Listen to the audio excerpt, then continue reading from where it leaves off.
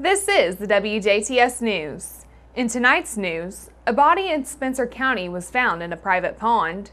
Jasper schools were recognized for their success in AP courses. Local lawmakers had bills signed by the governor. Kurt Gutzel will be in with a look at sports. And on WJTS Inform, Neil Wire and Kyle Kirstens have the scoop on the Ferdinand Heimat Fest. All to come on WJTS TV.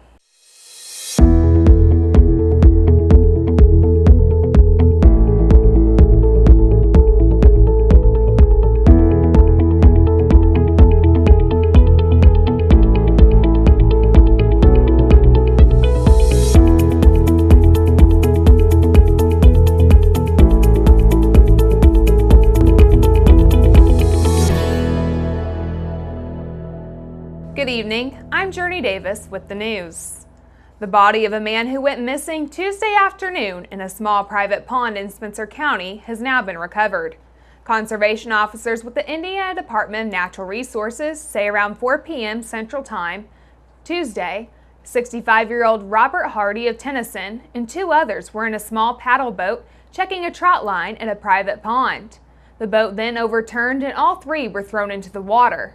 Conservation officers say the other two were able to make it to shore, but Hardy went underwater. Just after 5 p.m., an Indiana DNR diver recovered Hardy in approximately 8 feet of water, and he was pronounced dead at the scene. Responding agencies include the Spencer County Sheriff's Department, the Indiana State Police Jasper Post, Spencer County EMS, Spencer County EMA Water Rescue, Spencer County Coroner, Jackson Township Fire, and Indiana conservation officers. The City of Huntingburg held their Common Council and Utility Board meeting last night at the council chambers. They addressed a few top priorities and concerns from citizens, with the main concern being stormwater systems. The city is partnering with Commonwealth Engineering to begin this project. Council members feel that Commonwealth sets itself apart through the competition with their public outreach, holding public input sessions to discover the issues and concerns that are most pertinent to the local community. A representative from Commonwealth stated that one of the main issues communities encounter is that stormwater systems are often installed and altered on an as-needed basis. This becomes troublesome later down the road as infrastructure changes, certain segments of that age, and clear, up-to-date mapping may not always be available.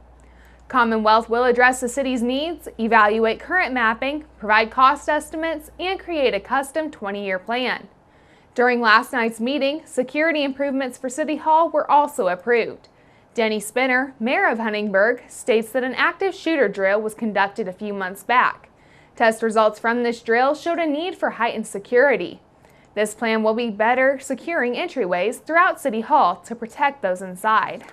Yesterday, the Indiana Department of Education awarded Jasper High School for student success on AP exams for the 2016-2017 school year.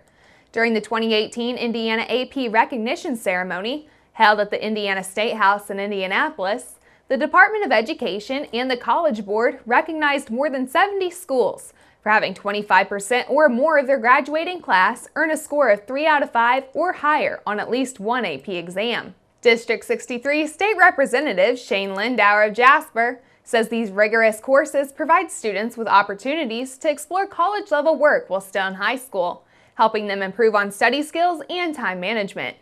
Lindauer says Jasper High School is receiving this recognition because of hardworking students and educators in the area.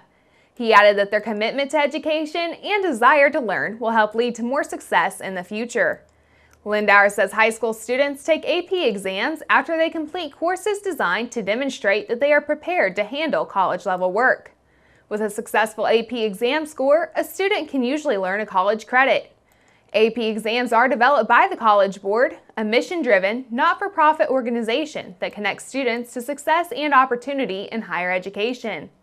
On hand for the ceremony at the State House Tuesday, along with Lindauer, were Jasper High School Principal Brian Wilson, Jasper High School teacher Karen Steftenagel, and Dr. Tracy Lorai, Superintendent of Greater Jasper Consolidated Schools. Some have been added and some removed from the latest list of DuBois County roadways affected by floodwaters caused by heavy rains over the last several days. The latest list released this morning by the Du Bois County Highway Department shows County Road 875 West, south of County Road 150 North, County Road 50 North, west of County Road 750 West, and County Road 800 West, north of County Road 300 South at the river bottoms, were added to the list this morning, all in Madison Township. Also added this morning were County Road 400 South, east of US 231, and County Road 130 West, north of 400 South in the Patoka Township. Roads that have been reopened since this morning include County Road 150 Northwest of County Road 750 West. In Madison Township, County Road 600 North, west of 200 West in Boone Township, and County Road 200 West, south of Sunset Drive, Ferdinand Road Northwest, 2 places east of County Road 200 West in Patoka Township. Motorists are asked to steer clear of these areas till the waters have subsided. A public forum sponsored by Project Acorn, the Sierra Club, and Southwestern Indiana Citizens for Quality of Life is planned for this evening, Wednesday, at the Forest Park High School Auditorium. The event will run from 7 till 9 p.m. Eastern Time, led by Dr. Aaron Marchand, Mary Hess, and Randy Vall. The forum is for parents, teachers, students, church leaders, and all those concerned about the health and quality of life in the local area. If citizens have medical, scientific, or other questions about the proposal for a huge coal-to-diesel refinery within the Dale City limits, Marchand, chemical engineer Randy Vall, and concerned citizen Mary Hess have conducted extensive research into the proposal and will lead a conversation to better inform citizens. Dr. Marchand is a board-certified family medicine physician. She graduated from the Ohio State College of Medicine in 2008. After serving 6 years in the Air Force, she and her family moved to Dale, Indiana. She is currently practicing in Santa Claus. Dr. Marchand has read and studied the air quality permit in depth, and she will share her findings. Mary Hess grew up in Tell City and received her bachelor's degree in education from Oakland City College. She was the first director of the Dale Community Center and retired from the U.S. Postal Service after 30 years. Vall is a retired chemical engineer with an undergraduate degree from Rose-Hulman Institute of Technology and a master's from the University of Houston. He spent several years as a chemical process engineer, followed by over 30 years as an engineer in the oil and gas industry. He produced the world's most successful software product to help manage oil and gas fields. He grew up in Ferdinand and now lives in Santa Claus. Randy has also studied the air quality permit in depth and will share his findings. Once again, this forum is set to take place from 7 till 9 p.m. Eastern Time this evening at the Forest Park High School Auditorium. 2 people were placed under arrest Monday after authorities received word of a possible drug activity at a residence on Jasper's southeast side. Around 12:30 p.m. Monday, officers with the Jasper Police Department were called to a home located along the 1400 block of Briarcliff Parkway in the Meridian Meadows neighborhood, where they spoke to 33-year-old Theodius Robinson and 35-year-old Carrie Schmidt, who police say both lived at the Briarcliff Parkway address. A search warrant was acquired from the Du Bois Superior Court, and police say that the search resulted in the discovery of a scale and marijuana police say allegedly belonged to Schmidt and Robinson. The 2 were taken to and booked into the Du Bois County Security Center on misdemeanor counts of dealing marijuana, possession of paraphernalia, and possession of marijuana. Boater Nick Ubelor of Jasper won the Marine FLW Bass Fishing League Hoosier Division tournament on Patoka Lake last Saturday with 4 bass weighing 16 pounds 4 ounces. Ubelor pocketed $4,637 for his win. Ubelor threw a variety of lures Saturday, including crankbaits, Carolina Rig soft plastics, a 10-inch Berkeley Powerbait power worm, and a football jig with a crawl trailer.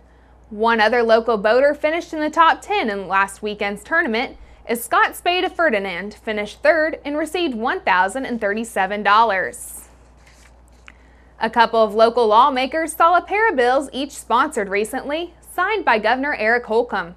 First House Enrolled Act 1384, sponsored by District 48 State Senator and Senate Majority Whip Mark Mesmer of Jasper, was signed by the governor on Monday. The bill updates Indiana's education requirements for chiropractic candidates, so they align more closely with the requirements of chiropractic colleges. The law also prohibits an individual from using the title chiropractor unless the individual is a licensed chiropractor, and allows chiropractors to diagnose and treat certain injuries, conditions, and disorders. Mesmer was joined at the State House ceremony by Governor Holcomb and State Representative Greg Bumer. Also at the State House Monday, Governor Eric Holcomb ceremonially signed into law legislation worked on by District 74 State Representative Stephen Bartels of Eckerty to help Hoosier property owners. Bartels says starting on July 1st, this law will equip Hoosier landowners with a common sense, cost-effective way to mark their property and prohibit trespassing. By using vertical purple paint lines on trees and posts, property owners will not have the expense of building and maintaining fences or signs that may fade or be torn down. In a release, Bartels says using a purple paint perimeter will make it easier for property owners to prosecute trespassers and minimize their liability. He says because no trespassing signs can often come up missing due to theft or bad weather, this change will also save landowners time and money. With this law, Indiana joins 14 other states using purple paint to mark property lines. Stephen Bartels represents House District 74, which includes portions of Spencer, DuBois, Perry, Crawford, and Orange counties. Stay tuned. News, weather, sports, and WJTS Inform will feature Neil Wire and Kyle Kirsteins. All to come on 18 WJTS News.